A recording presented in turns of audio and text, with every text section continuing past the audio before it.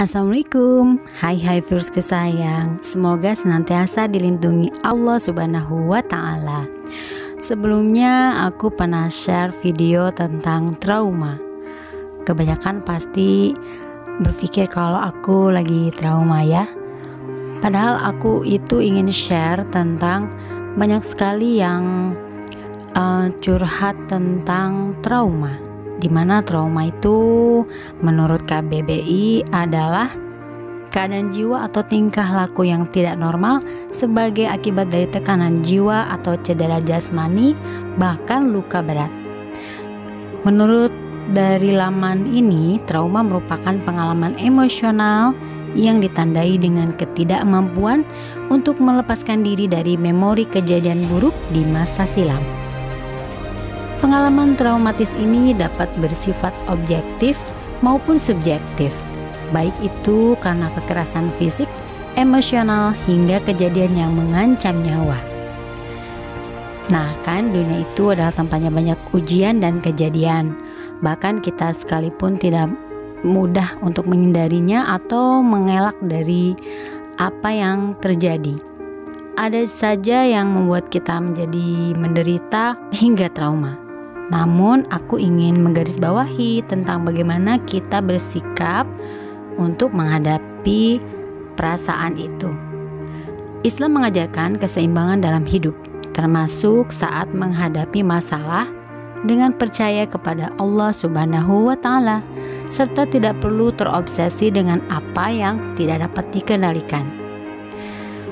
Nah, ketahuilah, mereka yang bijaksana dan tenang seringkali adalah orang-orang yang telah melewati penderitaan luar biasa.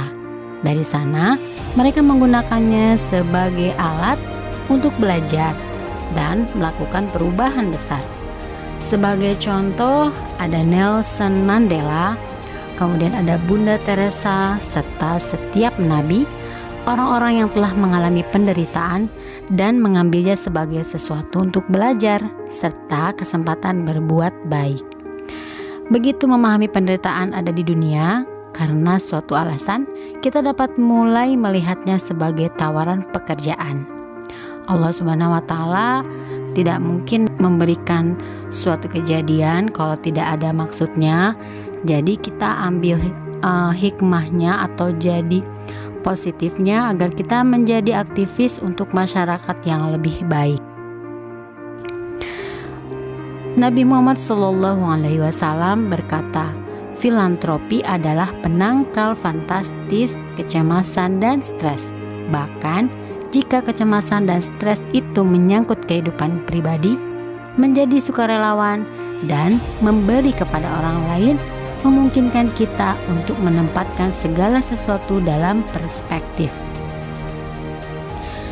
Memahami dan membantu meringankan penderitaan orang-orang dapat mengurangi kecemasan dan stres loh, dengan mengetahui kita telah melakukan sesuatu yang berarti untuk orang lain. Tak hanya itu, ada imbalan yang dijanjikan secara tidak langsung, apapun hasilnya. Mengenal Allah Subhanahu wa Ta'ala, memahami ada kekuatan yang lebih tinggi dan mengendalikan alam semesta serta segala yang ada di dalamnya dapat memberi rasa bahagia dalam diri seseorang yang merasa bahwa banyak hal yang tidak dapat dengan mudah dikendalikan.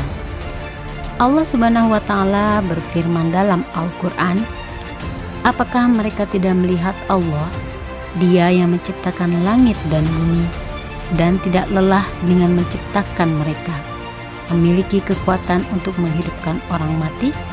Iya, memang Dia memiliki kuasa atas semua hal. Quran Surat 46 ayat 33. Karena itu, kita dapat melepaskan kecemasan dan membiarkan Allah Subhanahu wa Ta'ala yang bisa membantu kita. Bahkan, walaupun kita belum mampu melihat hikmah di balik sesuatu yang terjadi, apa yang dapat kita ketahui menurut Al-Quran adalah rencana Allah Subhanahu wa Ta'ala yang terbaik. Menciptakan rutinitas telah lama menjadi saran medis untuk memerangi stres dan kecemasan. Dan ketahuilah bahwa Allah telah memberikan instruksinya melalui Al-Quran dan mencari bantuan melalui kesabaran dan doa. Dan memang itu sulit kecuali untuk tunduk dengan rendah hati kepada Allah. Quran Surat Al-Baqarah ayat 45. Nah, rutinitas salat 5 waktu yang diminta Allah Subhanahu wa Ta'ala untuk kita lakukan adalah rutinitas terbaik. Itu bisa menjadi titik jangkar di zaman kita untuk meninggalkan semua stres dan kecemasan.